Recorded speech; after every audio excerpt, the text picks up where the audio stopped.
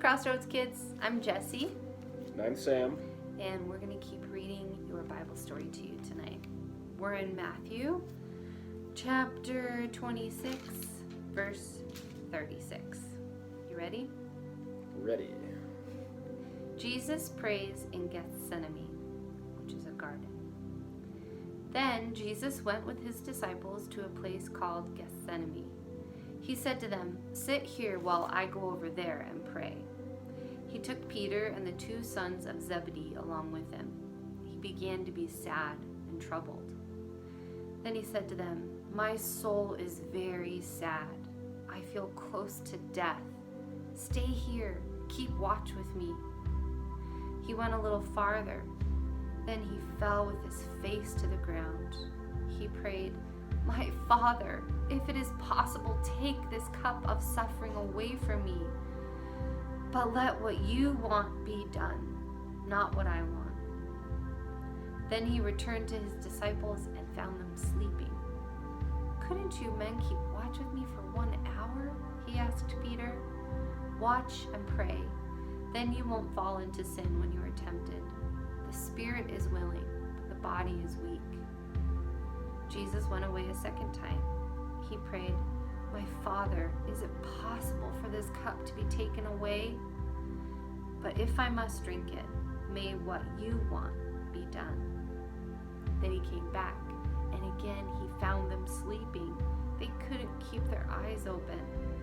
So he left them and went away once more. For the third time he prayed the same thing. Then he returned to the disciples. He said to them, "Are you still sleeping and resting? Look, the hour is near. The Son of Man is about to be handed over to sinners. Get up, let's go. Here comes the one who is handing me over to them."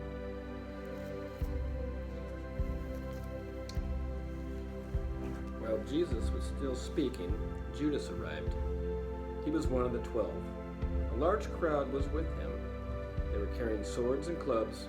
The chief priests and the elders of the people had sent them. Judas, who was going to hand Jesus over, had arranged a signal with them. "The one I kiss is the man," he said. "Arrest him." So Judas went to Jesus at once. He said, "Greetings, Rabbi," and he kissed him. Jesus replied, "Friend, do what you came to do." Then the men stepped forward. They grabbed Jesus and arrested him. At that moment, one of Jesus' companions reached for his sword.